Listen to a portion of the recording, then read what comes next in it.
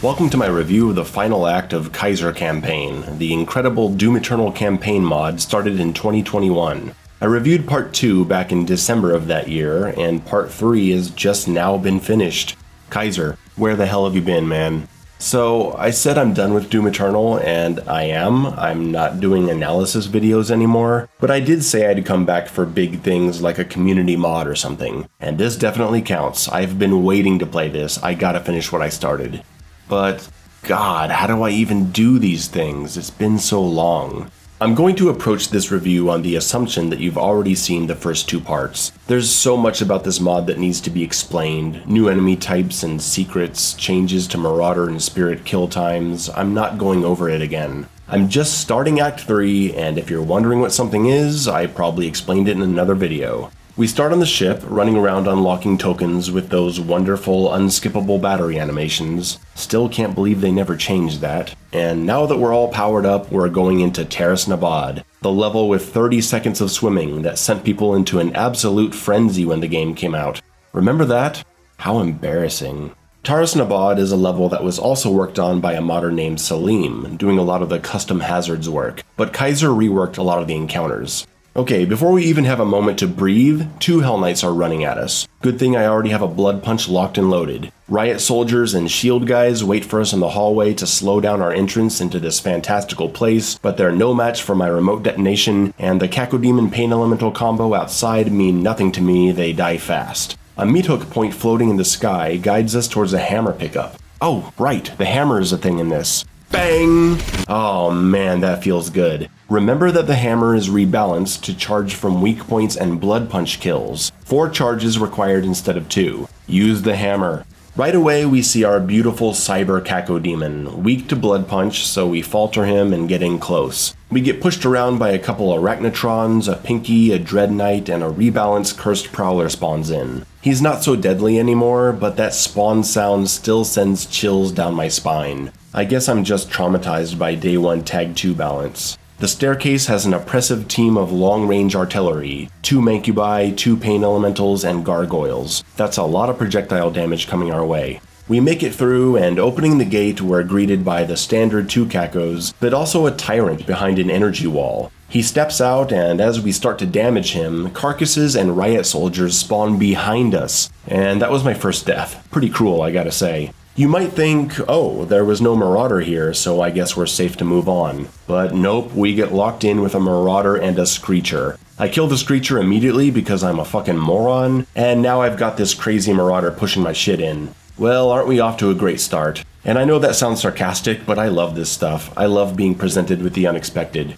And you know what I didn't expect? A speedrunning test. There's no way to get across this chasm without ballista boosting. Now, I'm not interested in ballista boosting. I know a lot of high-level players use it. It's fast, it's fun, I get it. I played around with it a little bit, and it's just not for me. I don't like playing like that, so I never got good at it. But you better learn to ballista boost, because you're not gonna make it across without it. Jump, shoot without moving, get some distance, and dash over. It's not that hard. It's just weird if you're not used to it. Hey, I did it! I'm a speedrunner now! Watch out, Retro, I'm coming for you. On the upper level, we meet again one of Kaiser's creations, the Thrash Knight, who gets faster and crazier the more damage he takes. A real bully, a real problem. I killed him first try, and before I got to celebrate, I was taken out by a Spectre Pinky, which I honestly did not see. Walking into the main arena, we get our first fight that is classic Kaiser campaign. This mod just has fights that feel entirely unique, with a flow I haven't felt outside of it. We get the new Pureblood Maker, which takes multiple headshots to defeat, supported by Dread Knights, Cybermanks, and Stone Imps. Kaiser is incredibly smart with his Stone Imp placement. They always feel like they appear at the right time, though I'm incredibly biased because I'm a full auto user. Their current balance makes them fairly easy to destroy with other weapons. You just get that 8 shell recharge from using full auto. I really like this part later in the level that locks you into a small room with a bunch of them. It's a full auto fest over here. Hitting the switch on the back of the statue spawns in 2 more of my boys, the Cyber Cacodemons. With a possessed Archvile? Oh my god, die now. He gets away and everything gets insane. I don't know how much of this madness is programmed spawns and how much is the Archvile, but we try to kill the Archvile and they just keep coming. Oh, there's another Archvile on top of the stairs. Get him! Lock him down so he can't move. Oh god, a buffed Marauder, fuck me. And I died to my own rocket. Great. After this fight is the short swimming section, and they ruined the game. Doom Eternal sucks. It's a bunch of swimming in Mario Brothers platforms. Emerging from the water and stepping outside, I noticed that Prowlers are only taking 2 gas pips. Was that in the last version of Kaiser campaign? Maybe, I don't think so. Anyways, it's an awesome change and makes chainsawing them a pretty viable option. We've got Screechers, we've got Barons, we've got Marauders, and Pinkies. And now we've got a Projector, making his fancy hologram tyrant torso to annoy us. Still a very cool enemy type, and he takes extra damage from grenades. And up there, that's a red portal, and I don't know how to get there. I assume it's a secret. I'm not very good at finding secrets in this campaign. I want to know what it is, and I want to know how to get up there. The Seraphim cinematic room, that was not a combat room in the original campaign, has a pretty awkward mix of Maker drones, Dread Knights, and Pain Elementals. It's kinda hard to stay calm, and I fell off the platform a lot, making this not that much fun, though I suppose that's on me. I am quite rusty. Revenants, Pinkies, and Phantom Soldiers certainly don't help the situation. Phantom Soldiers are something I really struggled with in Act 3. Taking down the shield to get a good hit on them proved harder than I remembered from Act 2. The next room is particularly brutal with its use of tyrants, one of them red spirit buffed, with constant harassing stone imps to support the incoming revenants and cacodemons and doom hunter. I died. I'm not ashamed to say that. And it's at this point of the video where I don't think I can do this. I can't go room by room and talk about the demon composition of every fight. There's 5 levels in this. I can't talk about 70 combat encounters in one video. So from here, we're gonna look at highlights and try to make this a bit more compact, though still probably quite long for a video review of a mod. The Slayer Gate of Terras Nabad is the last Slayer Gate of the campaign, and boy is it trolly. Who in their right mind would ever think to make Prowlers invisible? Well, they are certainly different. The fight gets more conventional after they die, and I do like the Armored Baron Marauder combo at the end. Overall, kind of an underwhelming end to the Slayer Gates though. Luckily, the rest of the level provides some more memorable moments. I found the spirit of Daisy, who then floated into the sky to later crash into enemies with the Tag 2 dragon. It's that kind of weird stuff that helps give Kaiser campaign its identity, like the staring eyes added to Necro 2, very creepy. Or the greatest surprise of all, a turret coming out of a farting butt belonging to the icon of sin.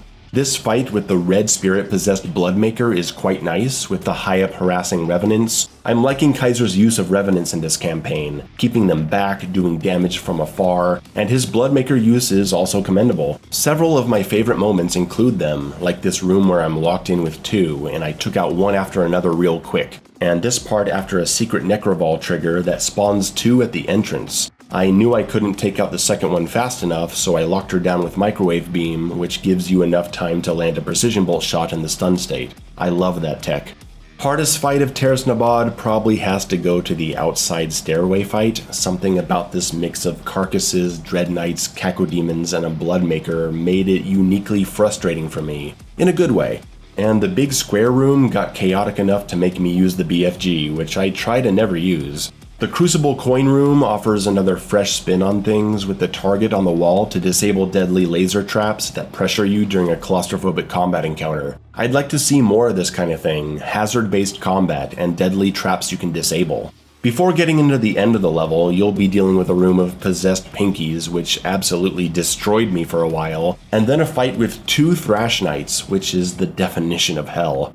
Right before the final fight, you've got Pain Elementals, a Pure Blood Maker, and Riot Soldiers, but you've got 2 meat hook points to help you out. And I gotta say, what a missed opportunity in the original campaign, right? I know they thought about including them and decided not to, but really, meat hook points would have been fun and would have gotten more people into the mechanic.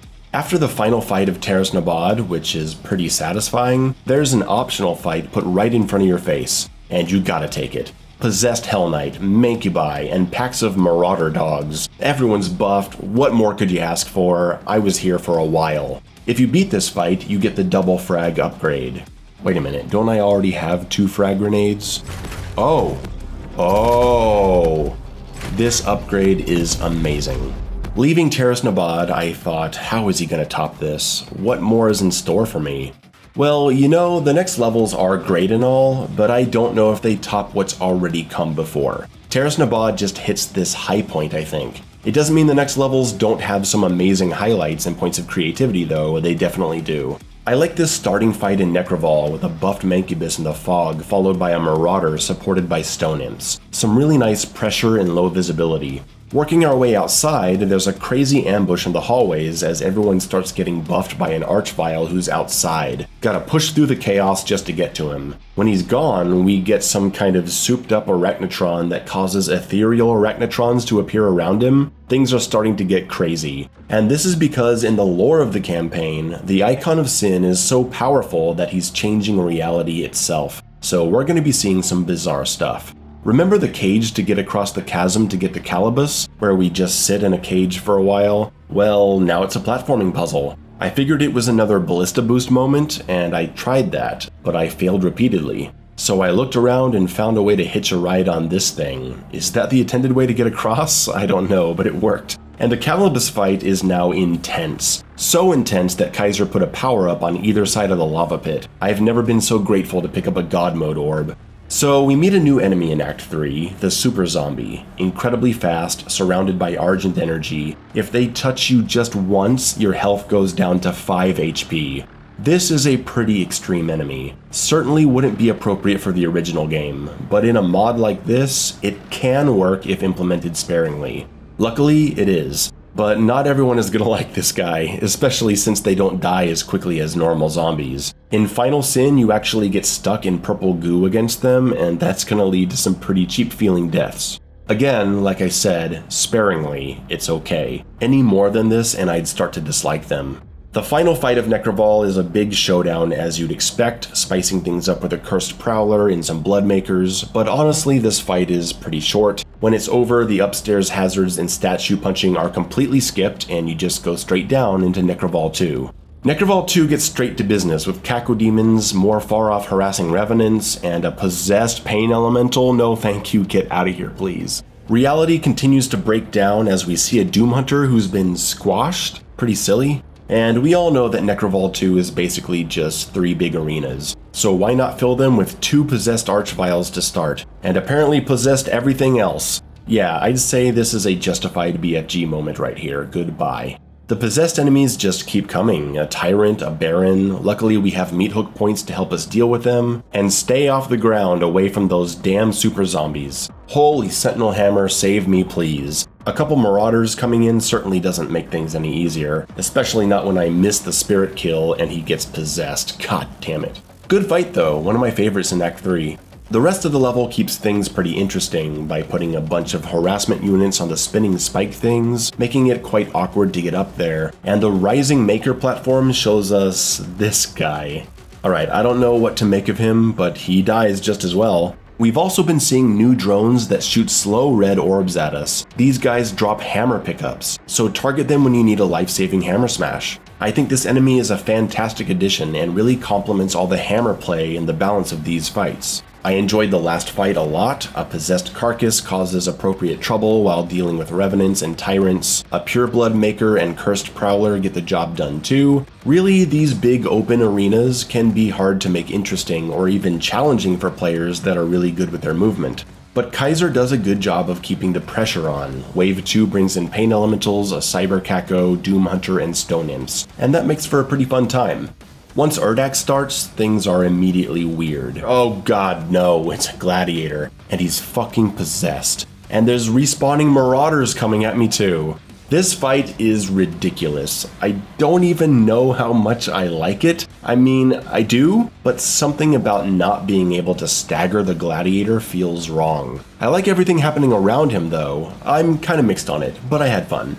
The typical quietness of Urdak is no more as we get into several fights on the way to our first arena, ambushed by Bloodmakers and Cursed Prowlers, Barons and Possessed Arachnotrons. And then the first arena lets me flex those full auto skills, yeah.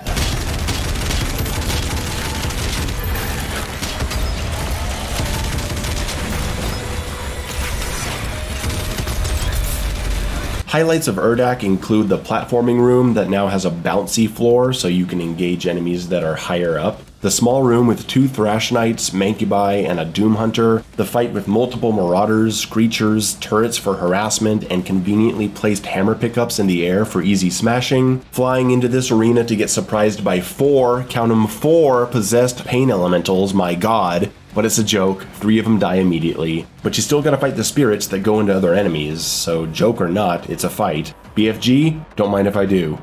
I don't know what to say about the other 2 big arena fights in Urdak. They're crazy, red spirits possessing everyone, toxic shit all over the floor, Bloodmakers making it so I can't move, Revenants, just Revenants everywhere, Projectors making their hologram tyrants, it's crazy. But the real craziness comes from the end. The big Maker corpse in the water where you push the button, now a shadow flies out. What was that?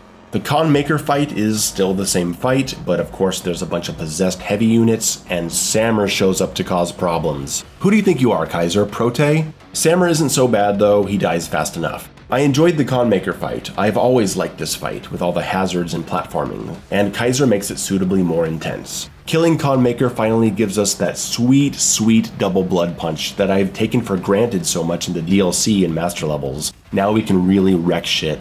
Final Sin is when we start to see some really wacky stuff. I mean, we just saw some of it in Urdak. I forgot to mention this pathetic mini deformed tyrant. I just feel bad for him. And in Final Sin, reality is totally breaking down. Tyrants are just floating in the air, some of them on their backs. We're greeted by archviles and tuxedos. This version of Final Sin takes you through unexpected parts of the map, some sections I don't think I recognize, crossing through lots of vents and side paths. It's cool. The first fight is a banger. Golden Doom Hunter, spinning laser hazards from Tag 2, Thrash Knights, and Cyber Cacos, and a side portal that takes you up to a Berserk power-up. Rip and tear, baby. Kaiser has been fairly generous with these power-ups, and it's been satisfying. His use of Marauders continues to be interesting in this final level, locking you in against 2 of them, Prowlers, and a Maker drone to trigger the Marauder dogs. You might think that's a bit much, but they actually die in just 1 hit. I did run into 1 problematic enemy though. No, not the purple Mancubus. I actually really like him. He shoots purple orbs at you that function like purple goo, taking away your dash and jump. A nasty creation that took a lot of work to make. He's great. It's the Hell Knight and Dread Knight that accompany him that cause the problem. They're carrying square floor textures of purple goo. Now, I get the idea. An enemy running around leaving purple goo on the floor. I get it. But I find the execution lacking in this enemy, and they certainly were not very fun to fight or even look at because they just look like glitches. I think this is a rare miss for Kaiser, but hey, not everyone thinks like me. Maybe this will go over well, who knows. It is only the 1 appearance, so whatever. Can't say I enjoyed this room much, and that's a shame because it introduces the purple Mancubus and he's cool. We're approaching the end, so how about some Bloodmakers protecting a Mojo spawn, and some Cyber Cacos that have spinning fire poles attached to them. I actually typed LOL in my script, so you should know that I find this part funny. Heading into the big combat building, things get even weirder as we see a zombie praying to glowing lights. What could this be? Walking into the light does nothing, so kill the zombie, and we get to see battle mode demons, but they don't attack. Oh, there's coins over here, let's pick them up. That triggers the fight, of course, and it's a doozy. We're fighting these battle mode demons, a swarm of stone imps, all in a closed off space, and then things blow up with a Cyber Caco, Marauder, Protector, and Hell Knights rushing into your face. A possessed Caco appears with a Baron to up the pressure, and it's just an excellent fight, a real pulse raiser. But the next fight, I don't even know how to describe what goes on here. Let's start with a Phantom Soldier who's not really a Phantom Soldier. He's a mini Phantom Mancubus. A Mancubus with a shield. And then there's Archviles just walking out of the arena in protest, I guess? Except for this Archvile who has decided to fuse with a Marauder to create the doom enemy of Nightmares. Yes, you can believe your eyes. You are looking at a Marauder and Archvile together. I couldn't believe it either. Could things get any more bizarre? Wait, what's that? What about style? I know that face. I know that shape. Style, Is that... What about style? What about style? I'm okay. I'm okay. But yeah, things are getting weird. We're seeing stuff from other games. I mean, I never thought I'd see a Minecraft house inside Doom Eternal. Let's get to the boss already, the Icon of Sin.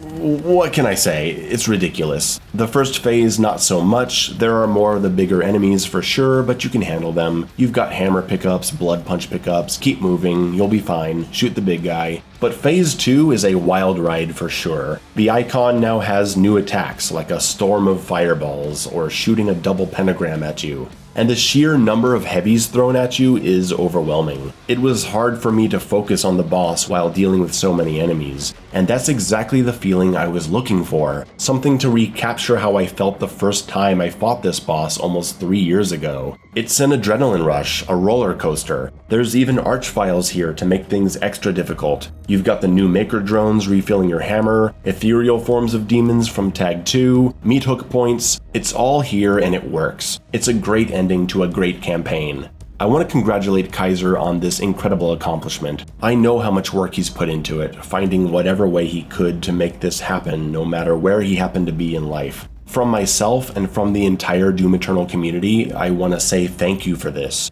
Having this campaign gives Doom Eternal a new kind of longevity that would be sorely missed if we didn't have it. Kaiser campaign is a triumph of the Doom Eternal modding scene, and the ultimate expression of a man's creative talent with this game. It's a must-play for any experienced player. It's not without its faults, there's things I don't agree with, there's a crash here and there as would be expected with unofficial mods, but it all pales in comparison to the high quality of this experience, which is the vast majority. Thank you for watching, I'm Under the Mayo, and I'll see you in the Resident Evil 4 review.